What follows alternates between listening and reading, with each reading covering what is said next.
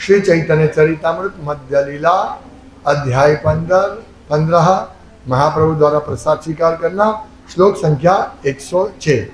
प्रभु कहे जार मुखे सुनी एक बार, कृष्ण नाम से ही पूज्य श्रेष्ठ सब आकार। मुड़ देगा शब्दार्थ। प्रभु कहे, चैतन्य महाप्रभु ने उत्तर दिया, जार मुखे जिसके मुख से सुनी मैं सुनता हूँ, एक बार कृष्ण नाम, भगवान कृष्ण का पवित्र नाम से ही पूज्य, वह पूजनीय है, श्रेष्ठ सभाकार, सभी मनुष्यों के बीच में श्रेष्ठ। अनुवाद। श्री चैतन्य महाप्रभु ने कहा, जो भी व्यक्ति कृष्ण के पवित्र नाम का एक बार भी उच्चारण करता है वह पूज्य है और सर्वोच्च मानव है। तात्पर्य, श्रील भक्ति सिद्धांत सरस्वती ठाकुर कहते हैं कि एक बार कृष्ण का पवित्र नाम लेने से ही मनुष्य पूर्ण बनता है और उसे वैष्णव के रूप में स्वीकार करना चाहिए। इसकी पुष्टि श्रील रूप गोस्वामी अपने उपदेशामृत में करते हैं। कृष्णेति यस्य गिरितम मनसाद्रियेत। पवित्र नाम में ऐसी श्रद्धा के साथ मनुष्य कृष्ण भावना में जीवन का प्रारंभ कर सकता है, किंतु एक सामान्य व्यक्ति इतनी श्रद्धा के साथ कृष्ण के पवित्र नाम का उच्चारण नहीं कर सकता। मनुष्य को कृष्ण के पवित्र नाम को दिव्यता के स्वरूप पूर्ण पुरुषोत्तम भगवान के साथ एक समान होने के रूप में स्वीकार करना चाहिए, जैसा कि पद्म पुराण में कहा गया है। कृष्ण के पवित्र नाम कृष्ण से अभिन्न है और यह चिंतामणि रत्न की तरह है। कृष्ण नाम नितांत दिव्य एवं शाश्वत रूप से भौतिक कल्मश से मुक्त ध्वनि में कृष्ण का साकार रूप है। इस तरह मनुष्य को समझना होगा कि कृष्ण नाम तथा स्वयं कृष्ण अभिन्न है। ऐसी श्रद्धा के साथ मनुष्य को नाम कीर्तन करते रहना चाहिए। और आगे लंबा है तात्पर्य, हाँ फिर हम स्टेप बाय स्टेप समझेंगे। ओम ज्ञानतिमिरान्धस्य ज्ञानञ्जनशलाकया चक्षुरुन्मीलितं येन तस्मै श्रीगुरवे नमः। नाम श्रेष्ठं मनुमपि शचीपुत्रमत्र स्वरूपं रूपं तस्याग्रजामुरुपुरी माधुरीं गोष्पतिं राधाकुण्डं गिरिवरमहो राधिका माधवा सम्प्राप्तो यस्य प्रतितो कृपया श्रीगुरुं तं नतोऽस्मि।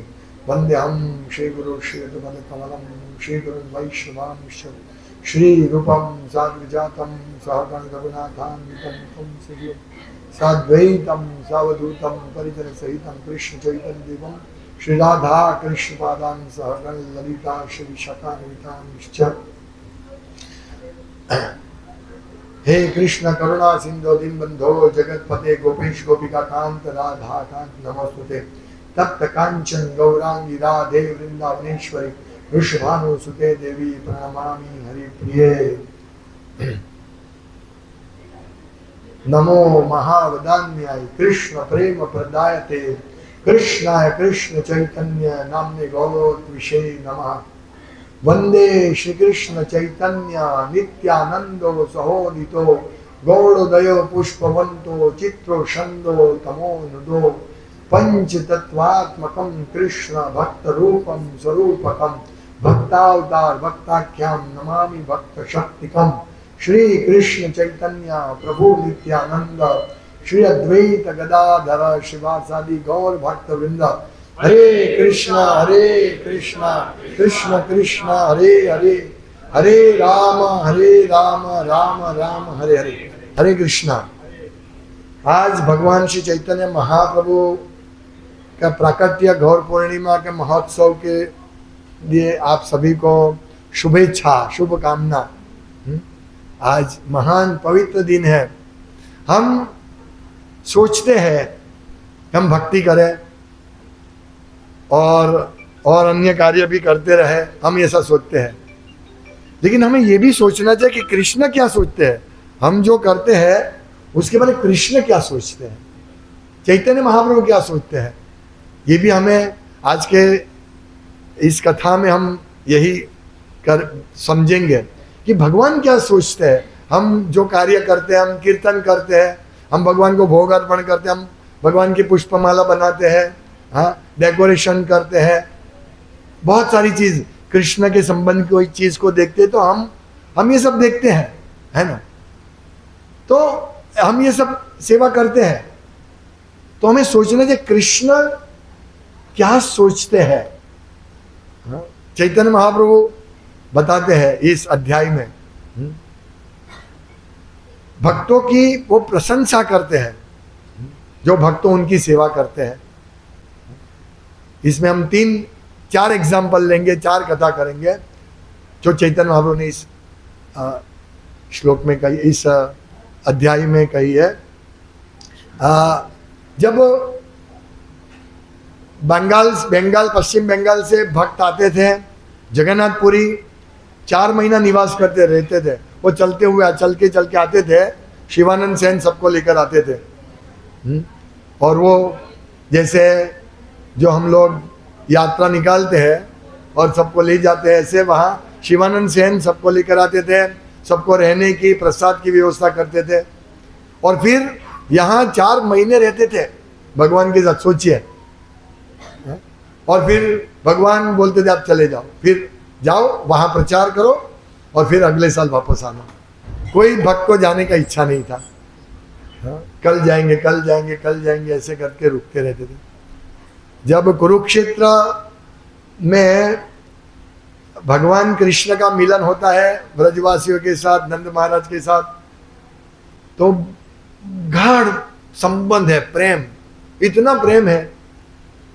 तो नंद महाराज कितने सालों से भगवान कृष्ण चले गए थे द्वारका, मथुरा, फिर द्वारका चले गए थे। तो वो उनको लेने के लिए, जब नंद महाराज रहते हैं तो उनको लेने के लिए रुके वहां। वो इनका गाढ़ प्रेम था सब लोगों के साथ, वसुदेव के साथ और सबके साथ, वृष्णि यादव के साथ। तो यादव बोलते आप रुक जाओ, ठीक है आज मैं लेट जाता हूँ, शाम को, रात को निकल जाऊंगा, शाम को, फिर शाम होती है कल जाऊंगा, कल होती है बोला रुक जा, ऐसे करके 3 महीना रुक जाते हैं। और मतलब इतना प्रेम था रुकने के लिए। इसी प्रकार यहाँ भी फिर लास्ट में कहते हैं कि कृष्णा आप मेरे साथ आओ, आप बहुत समय हो गया, आप आओ ब्रज में मेरे साथ। फिर वसुदेव के पास जाते हैं और कहते आप आओ, अरे आप कृष्ण को भेजो।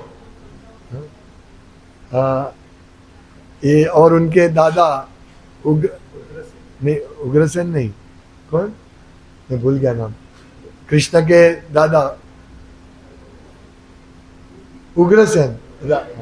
तो उग्रसेन को भी कहते हैं इस, तो उग्रसेन कहते हैं मैं जरूर कृष्ण को भेजूंगा, बस अभी हम द्वारका जाएंगे उसके बाद भेजूंगा। तो इस प्रकार फिर भेजते हैं, कृष्ण जाते हैं, बड़ी लीला है। कहने का तात्पर्य कि भगवान और उनके भक्तों और भक्तों के बीच में इतना घनिष्ठ संबंध होता है और होना चाहिए एक दूसरे के प्रति। जब वसुदेव नंद महाराज को आभार प्रकट कर रहे थे कि आपने कृष्ण और बलराम को रखा है, जब यहाँ कंस का इतना उपद्रव था हम तो कुछ बचा नहीं पाए, लेकिन आपने कृष्ण और बलराम की रक्षा की। और ऐसे बोलते बोलते रो पड़ते हैं कि मतलब इतना भक्तों के बीच में इतना कृष्ण के वजह से प्रेम होता है, कृष्ण सेंटर में होता है। तो इस प्रकार भक्तों के बीच में ये सब संबंध होना चाहिए, प्रेम का आदान प्रदान होना चाहिए। एक भक्त दूसरे भक्त का गुण देखकर उसका आदान प्रदान कर, जैसे हम आज देखेंगे कि चैतन्य महाप्रभु सभी भक्तों के कैसे गुण देखते थे। यहाँ लिखा है कि भक्तेर महिमा प्रभु कहे दे पाय सुख, भक्त का महिमा कहते हुए प्रभु को सुख मिलता था। भक्तेर महिमा कहते हय पंचमुख, 5 मुख होते थे चैतन्य महाप्रभु के, इतने प्रसन्न होते थे भक्तों की महिमा कहने के लिए। हाँ, हम देखेंगे कि ये राघव पंडित कैसे भगवान के लिए भोग लेके आते थे, बहुत दूर से लेके आते थे। तो भगवान ये सब देखते हैं, इसलिए कहते हैं कि चैतन्य महाप्रभु अपने भक्तों की महिमा का बखान करने से अत्यंत सुखी थे। जब वे उनकी महिमा का वर्णन कर रहे थे तो मानो उनके 5 मुख हो। तो सबसे पहले हमें ये शिक्षा लेनी है कि भक्तों के बीच में ऐसा प्रेमपूर्ण आदान प्रदान होना चाहिए। भक्तों को गलती नहीं देखना चाहिए, ऐसा भक्त है वो ऐसा भक्त है, नहीं। ये जो श्लोक है आज का श्लोक, हाँ, प्रभु का है जार मुखे सुनी एक बार क्या कृष्ण नाम, जिनके मुख से एक बार कृष्ण नाम सुनते हैं, हाँ, सुने से ही कृष्ण नाम से ही पूज्य श्रेष्ठ सभाकार।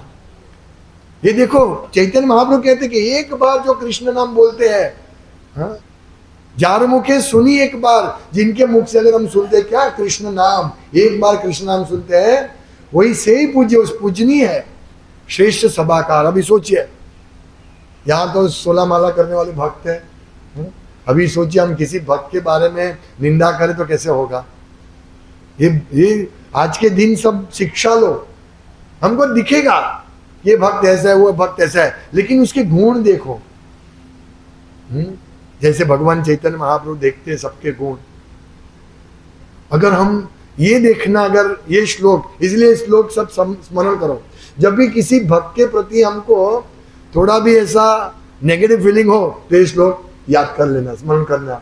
आज के लिए यही, हाँ, ये पूरा जीवन भर के लिए शिक्षा। हाँ, स्वयं चैतन्य महाप्रभु कहते हैं ना, यानी जो कृष्ण नाम लेता है वो श्रेष्ठ है। हालांकि कृष्ण नाम की अवस्था होती है, मतलब कृष्ण नाम जब हम कीर्तन करते हैं उसकी 3 अवस्था है, लेकिन फिर भी वो श्रेष्ठ है। यहाँ इस कहते हैं भक्ति सिद्धांत सरस्वती ठाकुर कहते हैं, तात्पर्य हमने देखा कि एक बार कृष्ण का पवित्र नाम लेने से मनुष्य पूर्ण बनता है, सोचिए, और उसे वैष्णव के रूप में स्वीकार करना चाहिए। उसकी पुष्टि श्री रूप गोस्वामी अपने उपदेशामृत में करते हैं कि पवित्र नाम में ऐसी श्रद्धा के साथ कृष्णेति यस्य गिरितम मन साद्रियेता, यानी कृष्ण नाम और कृष्ण एक है, ऐसी श्रद्धा के साथ मनुष्य, हाँ, ये ऐसी श्रद्धा के साथ पवित्र नाम उच्चार करेगा तो वो कृष्ण भावना में अपने जीवन का प्रारंभ करता है। लेकिन सामान्य व्यक्ति इतनी श्रद्धा के साथ कृष्ण का नाम का उच्चार नहीं करता है। मतलब कृष्ण का नाम, कृष्ण एक है, कृष्ण और कृष्ण का नाम में कोई अंतर नहीं। वो जो समझता है वो भक्त है। से ही पूज्य श्रेष्ठ सभाकार, वही पूजनीय और श्रेष्ठ सभाकार है। तो हम लोग को ये समझना चाहिए सबसे पहला पॉइंट कि कृष्ण भगवान और कृष्ण का नाम एक है, और फिर जप करते हैं हम।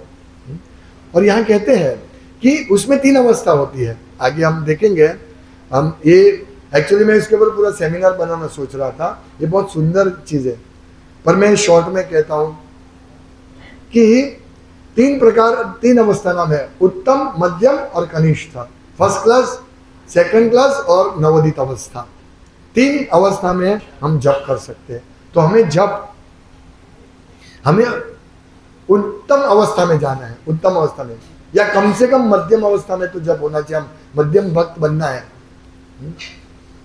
तो बहुत इसका विस्तार से समझा सकते हैं, कनिष्ठ, उत्तम और मध्यम।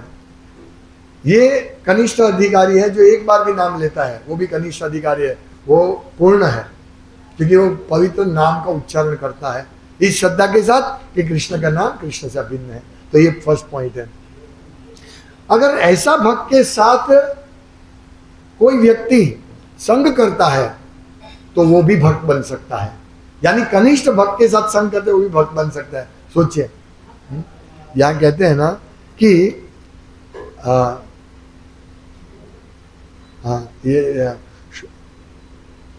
कोई भी भक्त जो यह मानता है कि भगवान का नाम भगवान से अभिन्न है वह शुद्ध भक्त है, भले ही वह अभी कनिष्ठ अवस्था में क्यों ना हो। उसकी संगति से अन्य लोग भी वैष्णव बन सकते हैं। ये श्रील प्रभुपाद कहते हैं तात्पर्य में कि जो व्यक्ति एक चीज कि कृष्ण नाम अकारी बहुधा निज सर्वशक्ति। भगवान का नाम में भगवान ने अपनी संपूर्ण शक्ति भर दी है। लेकिन हमें ये इतना भी विश्वास होना चाहिए, 100% विश्वास होना चाहिए। तो हम चाहे हमारा जप ठीक नहीं भी हो, फिर भी ये विश्वास आवश्यक है। तो इस विश्वास से हम जप करेंगे तो हम धीरे धीरे हम शुद्ध भक्त हैं और हम धीरे धीरे आगे भक्ति में बढ़ सकते हैं। ये बात है जी। जो और प्रभुपाद कहते हैं कि एक कनिष्ठ अधिकारी भी कर्मियों तथा ज्ञानियों से बेहतर है, क्योंकि उसे भगवान के पवित्र नाम के कीर्तन में पूर्ण विश्वास रहता है। अभी लोग बोलते हैं कि ज्ञान प्राप्त करो, ज्ञान प्राप्त करो। ज्ञानी का स्पेक्युलेटिव ज्ञान बहुत है,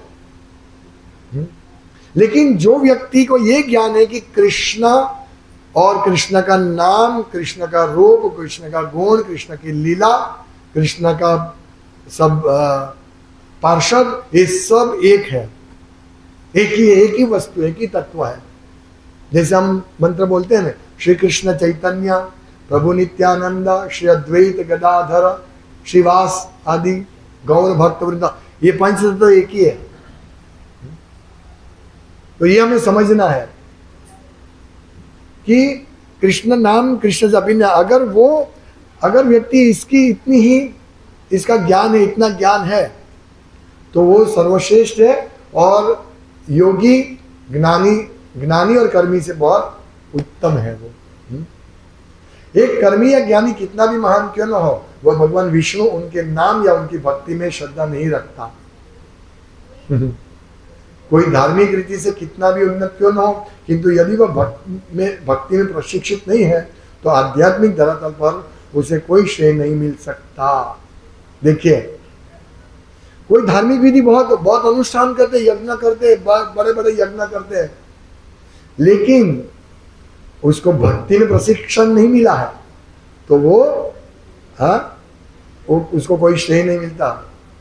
तो कैसे करने हैं भक्ति में प्रशिक्षण, कैसे प्राप्त करना है, ये लिखा है प्रभुपाद। गुरु द्वारा निर्धारित विधि विधानों के अनुसार अर्चा विग्रह की पूजा में लगा रहने वाला कनिष्ठ भक्त भी कर्मी तथा ज्ञानी से श्रेष्ठ होता है। अभी ये बात हुई भक्तों की, हमारी बात हुई। अभी भगवान क्या सोचते हैं ये हम देखेंगे। जब भक्त लोग विदाई ले रहे थे जगन्नाथपुरी से, तब भगवान एक एक भक्तों की प्रशंसा कर रहे थे। तो उसमें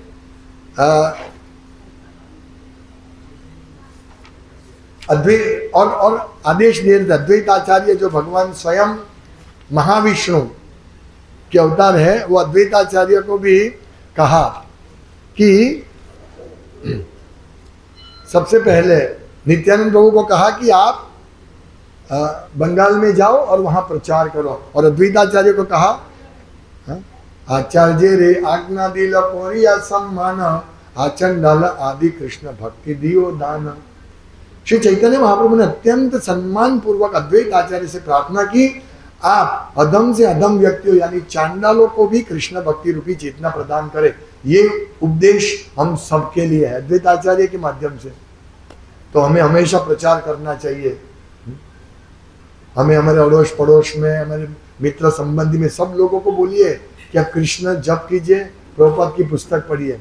तो ये पहला शिक्षा हम लेते हैं इस अध्याय से। दूसरा क्या कि चैतन्य महाप्रभु श्रीवास को क्या कहा, ये है बुक डिस्ट्रीब्यूशन वाले के, प्रचार करने वाले के लिए इंस्ट्रक्शन। और दूसरा इंस्ट्रक्शन देखिए, आप बंगाल जाओ और बिना किसी प्रतिबंध के कृष्ण भक्ति अर्थात कृष्ण भावनामृत का प्राकट्य करो। ये किसको कहा, नित्यानंद प्रभु को आज्ञा दी कि बंगाल जाके कृष्ण भक्ति का, कृष्ण भावनामृत का यही प्रचार। फिर तत्पश्चात श्रीवास पंडित प्रभु कौरी आलिंगन कंधे धरी कहे तारा मधुर वचन। श्रीवास पंडित जिनके घर में प्रतिदिन कीर्तन करते थे चैतन्य महाप्रभु, जब नवद्वीप में रहते थे तो कीर्तन करते थे। अभी देखिए कीर्तन करने वाले के लिए क्या, तो भगवान चैतन्य महाप्रभु ने क्या कहा, कंठे धरी कहे तारा मधुर वचन। ऐसे हाथ मित्र की तरह हाथ रखा और क्या कहा शीत, हाँ, तत्पश्चात चैतन्य महाप्रभु ने श्रीवास पंडित का आलिंगन किया और उसके गले में बाहें डालकर उनसे मधुर वचन कहे। ये जो कीर्तन करते थे ना वो सतत, तो आज भक्तों ने कितना उत्साह से कीर्तन किया। तो आप सोचिए चैतन्य महाप्रभु भी आपको ऐसे बाहें डाल सकते हैं, हाँ? और डालते भी है, हमको दिखता नहीं है। आज हम देखेंगे किस प्रकार से, हाँ? तुम्हारा गौरे कीर्तन ने आमी नित्य नाची ब, तुम्ही देखा पावे आ रखे ना देखी ब। बोला तुम वहां जाकर तुम कीर्तन करना, घर जाके कितना प्रेम से मधुर भाषा में कहते चैतन्य महाप्रभु। श्री चैतन्य महाप्रभु ने गले में बाहें डालकर उनसे मधुर वचन कहे। क्या मधुर वचन कहे? आप नित्य संकीर्तन करना और इतना समझ रखना कि आपकी उपस्थिति में मैं भी नृत्य करूंगा। भगवान का है जगन्नाथपुरी और ये क्या नवद्वीप। नवद्वीप से जगन्नाथपुरी जाने के लिए ट्रेन में 12 घंटा लगता है। और भगवान ने क्या कहा कि मैं भी उधर आऊंगा और नृत्य करूंगा। आप यह नृत्य देख सकोगे किंतु अन्य लोग नहीं देख सकेंगे। पर जो भी उस नृत्य कीर्तन में है उनको चैतन्य महाप्रभु का संग प्राप्त होगा। देखे नहीं देखे वो एक अलग बात है। हम आज कृष्ण को, चैतन्य महाप्रभु को नहीं देखते हैं, लेकिन कृष्ण कहते हैं ना, नाहम वतामि वैकुंठे योगिनाम हृदय शुभा यत्र गायन्ति मद भक्ता तत्र तिष्ठामि नारद। हे नारद, जहाँ मेरा भक्त मेरा कीर्तन करते वहां मैं रहता हूँ। न तो मैं वैकुंठ में रहता हूँ न तो योगियों के हृदय में रहता हूँ, ये भगवान कहते हैं। इसीलिए हमको कीर्तन करना चाहिए। दूसरी आज्ञा पहले क्या है? प्रचार करना, बुक डिस्ट्रीब्यूशन करना, लोगों को कृष्ण भक्त बनाना, फिर ये कीर्तन करना, ये अपने लिए और सभी के लिए। तो ये दूसरी आज्ञा है। अभी फिर चैतन्य महाप्रभु शची माता को याद करते हैं। शची माता नहीं आए थे, वो वहीं नवद्वीप में रहते। तो कहते हैं, बहुत सुंदर कहते हैं चैतन्य महाप्रभु कि पहले तो वो शोक प्रकट करे कि मैंने मेरी माँ को छोड़ दिया और मैं यहाँ आ गया। मेरा धर्म था मेरी माँ की सेवा करना, हाँ? लेकिन मैं यहाँ आ गया। इस प्रकार से वो ये करते हैं।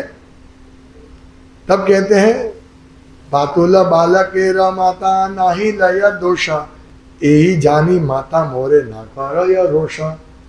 वो कहते हैं कि एक माता अपने पागल बेटे से रुष्ट नहीं होती, यह जानते हुए मेरी माता मुझ पर रोष नहीं करती।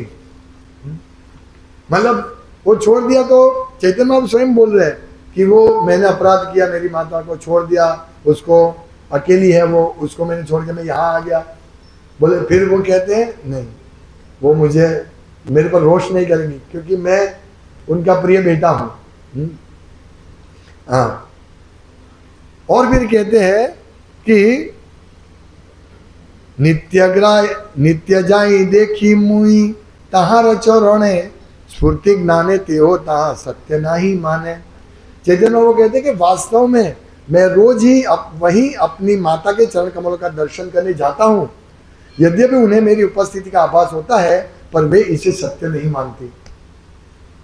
देखिए, यानी चैतन्य महाप्रभु वहां जाते, क्यों जाते थे वो भी बताते रहे चैतन्य महाप्रभु कि शची माता बहुत सुंदर भोग बनाती है। कहते हैं एक दिन मेरी माता शची देवी ने शालग्राम विष्णु को भोजन अर्पित किया। उन्होंने शाली धान से पकाया चावल, श्रेष्ठ चावल, तरह तरह की तरकारियाँ, सब्जियाँ, पालक, केले के फूलों की बनी कढ़ी, नीम की पत्तियों के साथ तले पटोल, नींबू समेत अदरक के टुकड़े, दही, दूध, खांड तथा अन्य पकवान अर्पित किए शची माता ने। हाँ, अपनी गोद में भोजन लेकर तथा यह याद करके कि मेरी माता रो रही थी कि यह भोजन तो मेरे निमाई को अत्यंत प्रिय है। ये भोग अर्पण कर किया और बाद में वो ले रही थी कि निमाई को अत्यंत प्रिय है। मेरी माता सोच रही थी यहाँ पर निमाई नहीं है, इस सारे भोजन को कौन ग्रहण करेगा। जब वे मेरे बारे में इस तरह सोच रही थी तो उनकी आंखों में आंसू भर आए। जब वे इस तरह सोचकर रो रही थी, तब तो मैं जल्दी से वहां गया और सब भोजन ग्रहण कर लिया।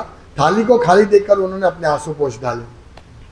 यानी माता ने, सची माता ने एकदम हृदय से वो बोल रही थी कि इतना सुंदर भोग है, प्रसाद है, लेकिन मेरा निमाई नहीं खाएगा, अभी कौन खाएगा, ये अपना प्रेम। तो इसी प्रकार जब हम भोग अर्पण करते हैं भगवान को, तो ऐसी भावना से करना है हमको, ये शिक्षा लेनी है। हम क्या करते हैं, बनाइए फटाफट फटाफट बनाइए, ये मेरे पति को अच्छा लगेगा, ये मेरे बेटे को अच्छा लगेगा, ये ऐसा बना रख दिया, खा लो भगवान, चलो फिर अपने काम में लग गए। नहीं, सची माता किस भाव से भगवान को भोग अर्पण करती थी, ये हमें देखना है। पूरा व्यंजन शुद्धता से तैयार करते हैं और फिर अर्पण करते हैं भगवान को। और फिर हमें प्रार्थना करनी चाहिए, हे भगवान आप इस भोग को ग्रहण कीजिए और किचन में जितना भी है वो सब आप ग्रहण कीजिए, आपके लिए बना हुआ है, हाँ प्लीज आप ग्रहण कीजिए। ऐसी प्रार्थना से बोलना चाहिए। ऐसा नहीं अभी हम 56 भोग लगा रहे हैं तो उससे पहले ही बात हो जाती है कि अभी इसका महाप्रसाद सबको बांटना है, ऐसा नहीं सोचना है। किसी को बोलना भी नहीं, मैं आगे भी बताया था कि जब हम भोग बनाते हैं ऐसा नहीं सोचना कि आज क्या है, क्या आज प्रसाद बनाने वाले हो, बुधवार के प्रोग्राम में दूधी का हलवा है, फिर हम पहले ही खा लेते हैं, फिर भगवान को अर्पण करते हैं, है ना, ढोकड़ा पनीर सब्जी, हाँ आज तो मजा आएगा, आज तो हम जाएंगे, ऐसे नहीं होना चाहिए। क्या प्रेम से हम बनाइए भगवान अर्पण। तो इसीलिए देखिए, वैसे प्रभु जी प्रचार करने जाते हैं, हाँ लेक्चर देते हैं और बहुत सारी ऐसी सेवाएं करते हैं जो माता जी नहीं कर सकते हैं। लेकिन माता जी की सेवा डायरेक्ट, देखिए सबकी सेवा भगवान डायरेक्ट स्वीकार कर सकते हैं, लेकिन कैसी भावना होनी चाहिए, कैसी भावना होनी चाहिए।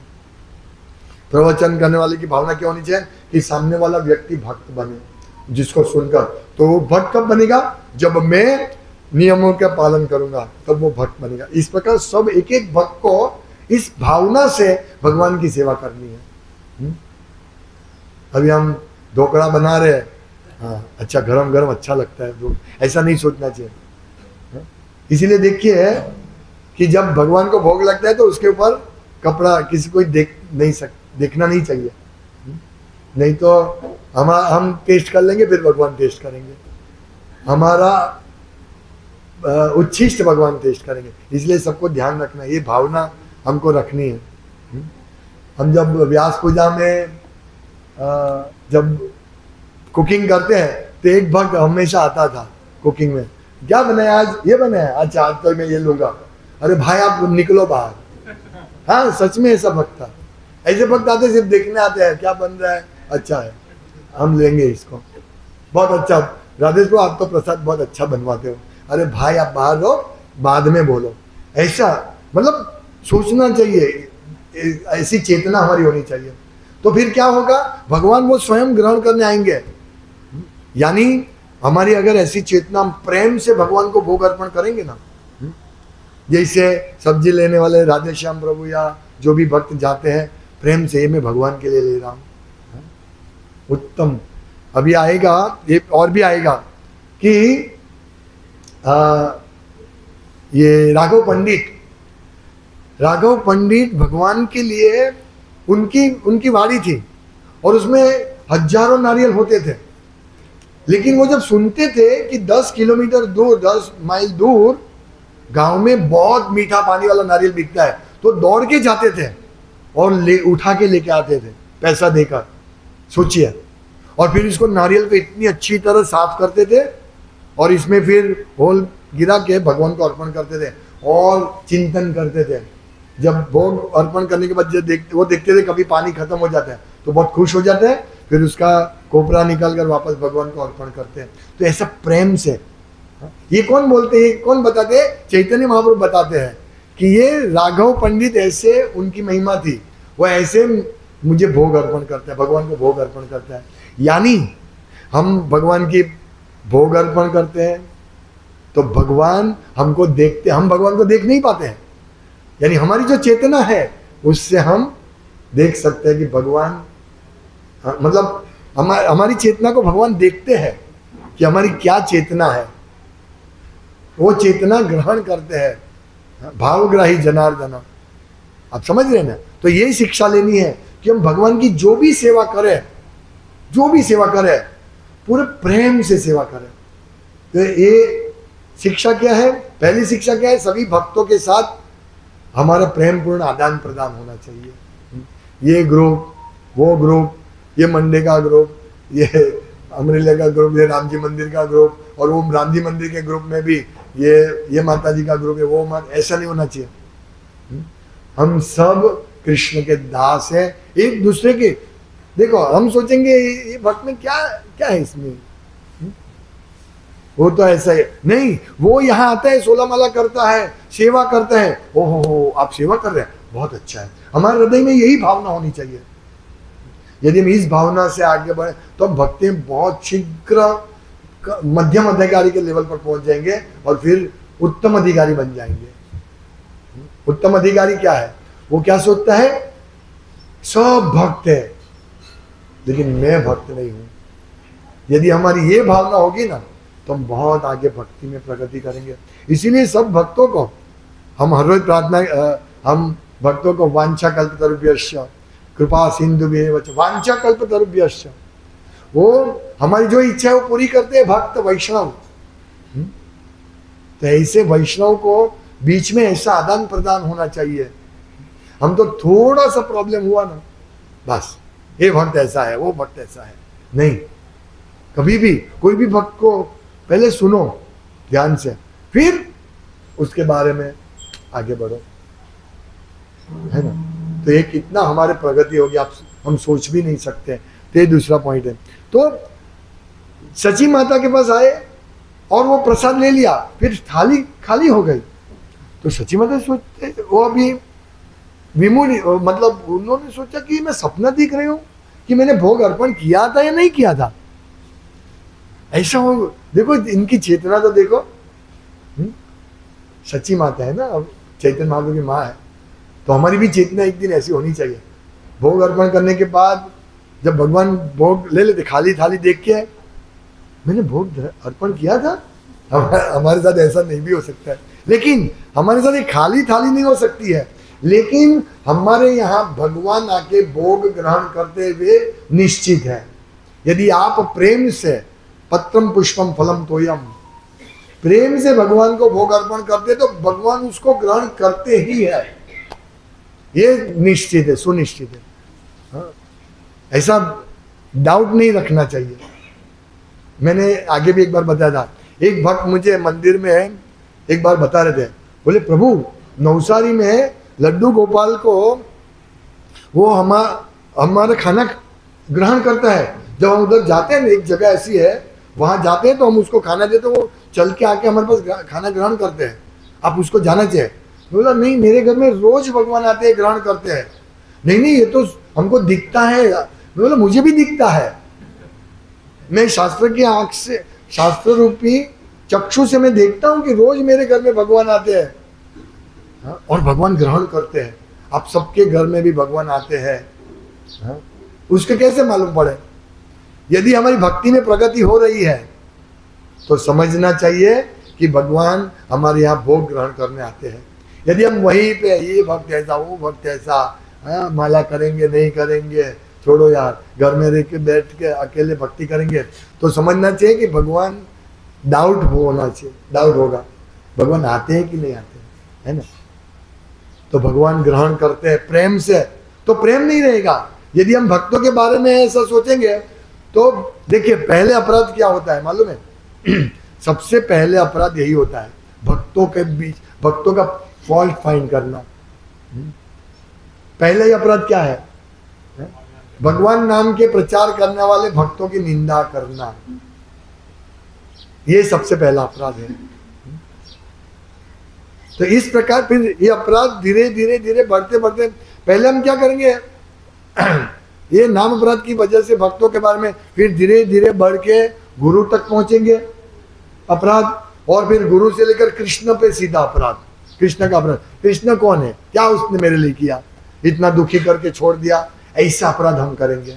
इसीलिए अपराध को जड़ मूल में से काटो कि कोई भी भक्ति की निंदा नहीं करे,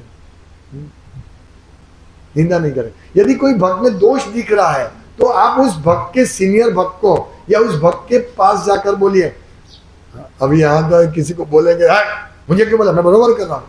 हम किसी को बोलेंगे भाई हरे कृष्ण हरे राम राम राम हरे हरे, भाई आप मंत्र एक टूट रहे, नहीं मैं तो बरोबर बोल रहा हूँ।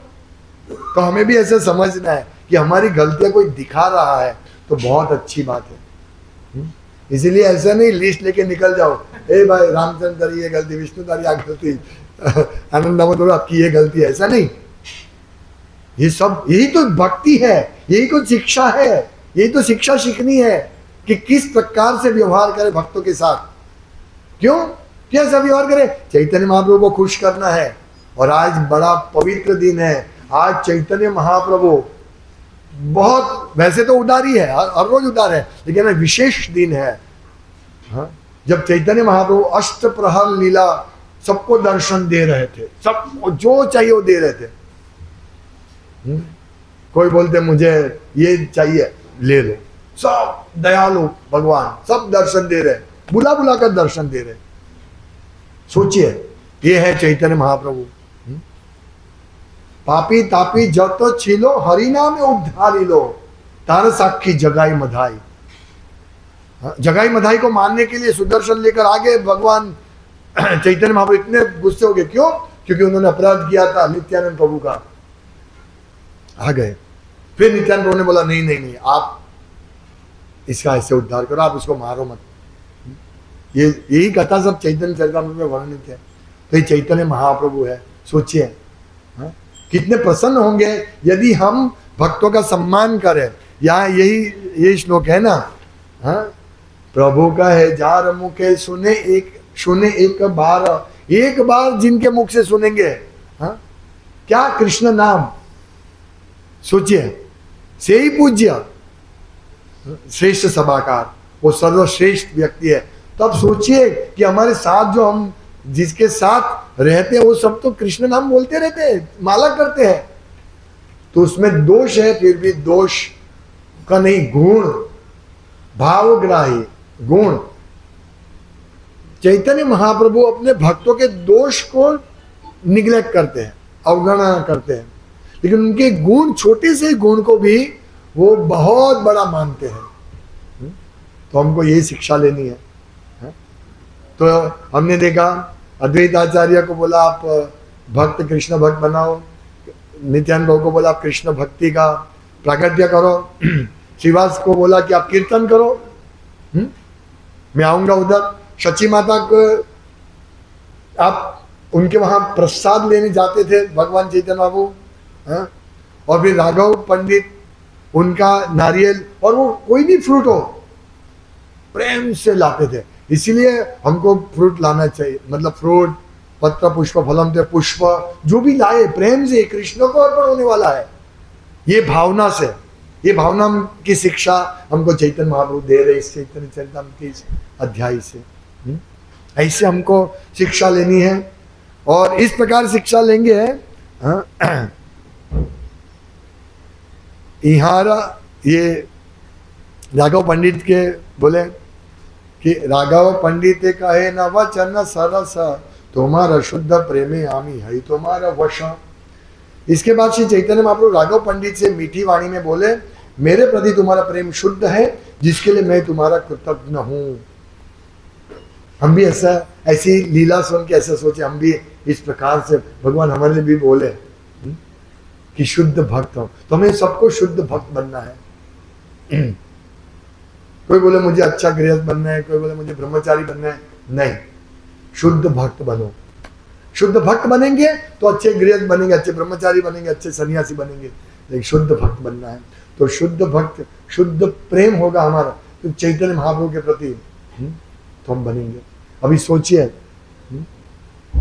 हम भोग अर्पण करते हैं तो भगवान आते हैं, हम कीर्तन करते हैं तो भगवान इसको ग्रहण करते हैं। हम अभी एक भक्त की है या कहते हैं इनके वहां कि राघव पंडित के पास पहले से सैकड़ों वृक्ष तथा लाखों फल है, किंतु फिर भी वह उस स्थान के विषय में सुनने के लिए अत्यधिक उत्सुक रहता है जहां मीठा नारियल मिलता है। सोचिए, हम तो घर में जो है वो 3 दिन का बाद से चलो लगा दो, फ्रिज में रखा था, नहीं, अच्छा फूल अच्छा फ्रूट अर्पण करो। देखो हमने सोच 4-4 दिन की माला भगवान को अर्पण होती थी, तो मैंने बोला नहीं, फ्रेश आज बनाओ, कल पहनाओ भगवान को। तो ऐसी बनाई, तो जैसे हमने ऐसे माला बनाना शुरू किया तो माता जी का शुद्धिकरण भी होता है, चेतना चेंज होती है। और एक भक्त ने बोला अभी जो भी फूल सेवा है मैं जितना भी होगा मैं दूंगा, या उसमें पार्ट में दूंगा हर महीने। देखो ये किसने किया? चैतन्य महाप्रभु ने ये सब व्यवस्था की है ना। हमने क्या इच्छा की कि नहीं, भगवान को शुद्ध, ये 4 दिन बुधवार को बनाते, बुध गुरु शुक्र शनि रवि, 5 दिन वासी भगवान को चढ़ाते थे। अभी सोचिए इसमें प्रेम कहाँ है? सब बना दो लगा दो, नहीं, प्रतिदिन शाम को बना दिया, दूसरे दिन भगवान को अर्पण होगा। कल कितना सुंदर हार था, है ना, कल भी, आज भी कितना सुंदर हार है। देखो किसने बनाया? सभी माताजियों ने। कोई बोलेगा कि मैंने नहीं बनाया, मैं तो ये तगर का ही हार है, मैंने तो इतना ही बनाया। इतना भी बनाया वो भी सेवा है। यदि आपने इतना भी नहीं बनाया और फूल दिया वो भी सेवा है। आप सोचिए, ऐसा नहीं कि मैं ही हार बनाऊंगा तो मैं ही, ये मेरा नाम रहेगा, नहीं, जितने भी वो हार बनाते हैं ना उन सबको, जैसे कोई मर्डर करता है तो मर्डर करने वाला ही नहीं मैं बहुत विकृत उदाहरण दे रहा हूं, फिर भी मर्डर करने वाला नहीं, मर्डर में साथ देने वाले, मर्डर में साधन सामग्री देने वाला, उसको इंफॉर्मेशन देने वाला, सबको फांसी की सजा होती है। ऐसे ही जो ऑर्डर देता है, जो धागा देता है, जो पैसा देता है, जो फूल लाता है और जो फूल बनाता है, जो सबको देता है, ये सब लोगों ने माला बनाई है। इस सब लोगों का नाम चढ़ जाएगा चैतन्य महाप्रभु के पास। तो ऐसे है जो भी चीज है। ऐसा नहीं कि बोलना पड़ेगा कि ये किसने फूल डाला, मैंने, ये किसने डाला, मैंने। ये चैतन्य महाप्रभु को मालूम है कौन से फूल किसने डाले। ये देखिए वो स्वयं बोले कि इस प्रकार राघव पंडित भोग अर्पण वहां दूर दूर तक लेने जाता था नारियल। तो हमारी भाव सोचिए, अभी ये क्या है, मतलब बाह्य रूप से हम कैसे भी हो, अच्छे दिखे, देखो मैं बहुत अच्छा हूं, मैं ऐसे हूं वैसा हूं, नहीं, भगवान को क्या दिखता है? अंदर का दिखता है। एक भक्त है, एक ब्राह्मण जिसको कुष्ठ रोग हुआ था, तो भगवान उसको आलिंगन करते हैं, वो उनसे दूर भागता है। लेकिन भगवान बाह्य रूप नहीं दिखते हमारा, बाह्य रूप नहीं दिखते। मैंने क्या पहना है, अस्त्री वाला कफनी, एकदम फर्स्ट क्लास, नहीं, अंदर क्या है? अंदर वो देखेगा, लाल पीला कफनी, फिर फेंटा ये सब पहना, नहीं, अंदर क्या है? बंद तिजोरी में, हृदय में क्या है, वो देखते हैं भगवान। और हमें उसी को डेवलप करना, चेतो दर्पण मार्जनम, हमें वही दर्पण को मार्जन करना है, चेतो दर्पण मार्जनम।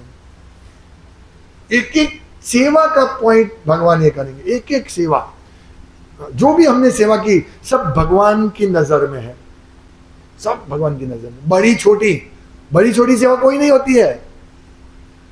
पूरा हार बनाना या फूल एक तगर डालना सोई में, या सोई धागा तैयार करके देना, या सब्जी कटिंग करना, सब्जी लाना, सब्जी धोना, बर्तन धोना, सब सिवाय एक प्लेटफॉर्म, एब्सोल्यूट प्लेटफॉर्म पर सब। इसीलिए हमारी भावना ही होनी चाहिए। इसीलिए 2 बार बोलते हैं भगवान भक्ति शब्द का प्रयोग ये पत्रम पुष्पम फलम शब्द में श्लोक में 2 बार करते हैं। तदहम भक्ति रूपरहतम अश्नामी प्रेतात्मनः, पत्रम पुष्पम फलम तो यो में भक्त्या प्रयच्छति। 2 बार भक्ति का शब्द, यानी ये कितना महत्वपूर्ण है। हमारा बाह्य से नहीं। हा? जैसे कभी भक्त इतना इधर दौड़ता उधर दौड़ता है, लोग हाँ ये कितनी सेवा करता है, वो सेवा करता है ऐसा नहीं है, पर वही सेवा करता है ऐसा नहीं, सब करते हैं। इसीलिए हमारी चेतना अच्छी होनी चाहिए और हमको ज्यादा सेवा करना है। ऐसा नहीं कि छोट बस यहाँ बोले पत्र पुष्प, बस अभी मैं एक तगोरी डाल दूंगा फिर मेरा काम खत्म। नहीं, हा? मैंने हार बना दिया, चलो भागो यहाँ से, नहीं, इसको सफाई करना, ये भी सेवा, ये हार बनाने की सेवा में आएगी, है कि नहीं? अभी कुकिंग कर दिया, सब कुकिंग कर दिया, फिर गैस बिल कौन भरेगा? ये भी सेवा है ना? पैसा कौन देगा? माँ बाप को बोलते मेरा क्या, मैं तो पैसा देता हूँ। अरे भाई, जो भी सेवा है, सेम सेवा, अकाउंट की सेवा हो, कुछ भी है, ये सब सेवा है। जैसे भरत चंद्र प्रभु, लाओ भाई पैसा दो, पैसा दो, तो क्या ये भी सेवा है? ये पैसा आएगा तो फूल आएगा, फूल आएगा तो ये राधे श्याम प्रभु जाएंगे और फिर सब माता जी हार बनाएंगे, है ना? सब मतलब एक भी छोटी सी सेवा है। कृष्ण इसको ओ इसने मेरी सेवा की इतनी, इसीलिए तो भगवान कृष्ण कहते हैं कि गोपियों को, कि क्योंकि गोपियों की एक ही भावना थी, कृष्ण कैसे प्रसन्न हो, कृष्ण कैसे प्रसन्न। कभी कभी रासलीला में जाते थे, गोपियां ठीक तरह से कपड़े भी नहीं पहनती थी, कि एक कान में कुंडल होती है, दूसरे कान में नहीं होती है, कभी मुंह पे मतलब बाल बिखरे हुए है, भागती है वो क्या कृष्ण प्रसन्न करने के लिए भागती है, कृष्ण के साथ मजा करने के लिए नहीं। ये समझना, गोपियां जाती है कृष्ण को प्रसन्न करने के लिए। कृष्ण कब प्रसन्न होंगे? नंद बाबा ने कृष्ण को बोला, तुम्हारे मुंह पे एक पसीना भी हो ना तो मैं हजारों जन्म के लिए मतलब दूर हो जाए, उसके लिए मैं हजारों जन्म तप करने के लिए तैयार हूं। ये है भक्तों की भावना। सोचिए कितना उच्च भावना है। ये सब चैतन्य चरितामृत भागवत हमको सिखाते हैं, हमें ऐसी भावना रखनी चाहिए, ऐसे भक्त बनने चाहिए। हाँ, कृष्ण नोट डाउन करें और उसको यश मिलता है, जरूर यश मिलेगा। तो हम ये बहुत सारी शिक्षा है, मैं यहाँ विराम देता हूँ इस कथा को। और अभी तो मेन तो हरे कृष्ण महामंत्र का था, लेकिन मैं यहाँ कथा को विराम देता हूँ। तो हम इस प्रकार हमारी चेतना रखें, भक्तों के साथ संबंध रखें, सेवा का भावना रखें और भक्ति करते रहे। चैतन्य महाप्रभु अवश्य प्रसन्न होंगे। एक उद्देश्य, भगवान कैसे प्रसन्न होंगे। लेकिन हम गृहस्थ है, तो गृहस्थों के लिए चैतन्य महाप्रभु की आज्ञा क्या है कि गृहस्थों को वैष्णव सेवा करनी है।